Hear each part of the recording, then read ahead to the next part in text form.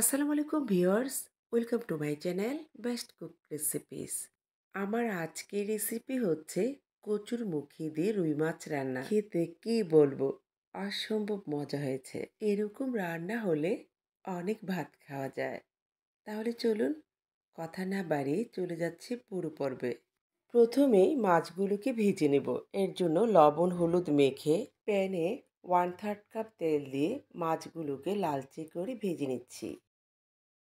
মাছগুলো ভাজা হয়ে গেছে, এখন তুলে নিচ্ছি। একই প্যানে দিয়ে দিচ্ছি 3 টেবিল চামচ রান্নার তেল। চাইলে আপনারা সরিষার তেল দিয়েও রান্না করতে পারেন। এখন কচুরমুখী সাথে দুটো আলু বড় করে কেটে নিয়েছি, এবার ভাজতে থাকবো।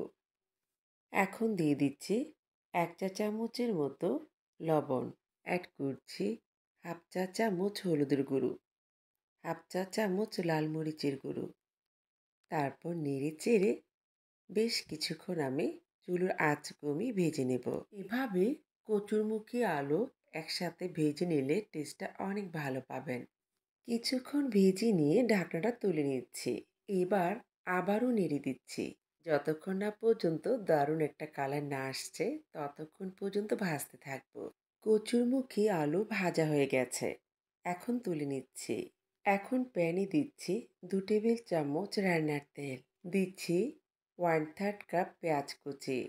পেঁয়াজটাকে নেড়ে চেড়ে কিছুক্ষণ ভেজে নিচ্ছি। ভাজতে ভাজতে যখন দেখবেন ঠিক এরকম কালার চলে আসবে তখনই অ্যাড করব 3টি শুকনো মরিচ, একটি তেজপাতা।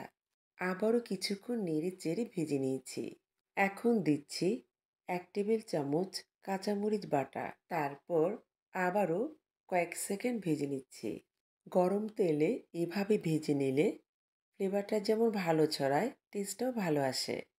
এখন অল্প পরিমাণে পানি দিচ্ছি যেন মশলাটা পুড়ে না যায়। এখন দিচ্ছি 1 চা চামচ আদা বাটা, 1/2 চা চামচ জিরা বাটা। চাইলে আপনারা জিরা বাটার পরিবর্তে গুঁড়োটা ব্যবহার করতে পারেন। অ্যাড করছি 1 চা চামচ রসুন বাটা। তারপর নেড়ে চেড়ে অ্যাড করছি 1 টেবিল চামচ লাল মরিচের গুঁড়ো, তবে ঝালটা আপনাদের পছন্দ মতো দিয়ে দিবেন। অ্যাড করছি 1 চা চামচ ধনিয়ার গুঁড়ো, 1 চা চামচ হলুদের গুঁড়ো। পরিমাণ মতো লবণ দিয়ে আরও 2 থেকে 3 মিনিট চুলোর আঁচ কমিয়ে কষিয়ে নেব। একটু সময় নিয়ে কষালে টেস্টটা অনেক ভালো পাবেন। এবার দিচ্ছি ভেজে রাখা কচুরমুখী আলু, তারপর নেড়ে চেড়ে মিশিয়ে নিচ্ছি। কষানোর সময় খেয়াল রাখতে হবে কোনোভাবে পোড়া লাগানো যাবে না। আমি সামান্য পানি অ্যাড করছি, তারপর আবারও নেড়ে দিচ্ছি। এখন দিচ্ছি 1 চা চামচের মতো বাদাম, সাথে কিছুটা পোস্তও দিয়েছি।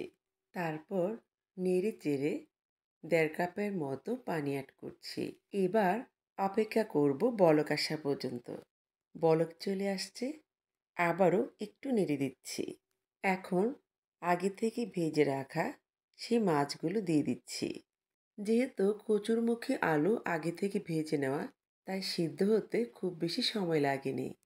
এখন মাছগুলোকে একটু উল্টিয়ে দিচ্ছি। এই কাজটি খুব সাবধানে করতে হবে যেন মাছটা ভেঙে না যায়, সেটা খেয়াল রাখতে হবে। আমার রেসিপিটি যারা ইউটিউব থেকে দেখছেন, চ্যানেল সাবস্ক্রাইব করে পাশে থাকবেন। আর যারা পেজ থেকে দেখছেন, পেজটিকে ফলো দিয়ে পাশে থাকবেন। ভালো লাগলে শেয়ার করে দিবেন। এখন 1/2 চা চামচ ভাজা জিরার গুঁড়ো দিয়ে দিলাম। দিচ্ছি 1/2 চা চামচ চিনি। যদি আপনাদের ভালো না লাগে সেক্ষেত্রে চিনিটা বাদ দিতে পারেন। তরকারির কালারটা কিন্তু দারুণ হয়েছে, তাই না? গ্রেভিটা আমি ঠিক এরকমই রাখবো। আপনারা যদি আরেকটু ঘন খেতে চান তাহলে আরেকটু শুকিয়ে নিলে হবে। কচুরমুখী রান্না করার পর যখন নামাবেন দেখবেন ঝোলটা অনেকটাই শুকিয়ে গেছে। এখন কয়েকটা কাঁচামরিচ দিয়ে দিচ্ছি। অলমোস্ট আমার রান্নাটা হয়ে গেছে। দেখলেন তো কত সহজেই রান্না করে দেখালাম কচুরমুখী আলু দিয়ে মাছ রান্না। রান্নাটা খুব সহজ, তাই না? এখন সার্ভিং বাটিতে তুলে নিচ্ছি। আমি একটু আপনাদের দেখিয়ে দিচ্ছি। কচুরমুখীটা নামানোর পর গ্রেভিটা ঠিক এরকমই হয়েছে। যারা নতুন রাঁধুনি আছেন, আশা করি আমার রেসিপি আপনাদের উপকারে আসবে। আর যারা ব্যাচেলর ভাই বোন আছেন তাদের উপকার হবে। সবাই ভালো থাকবেন, সুস্থ থাকবেন। আল্লাহ হাফেজ।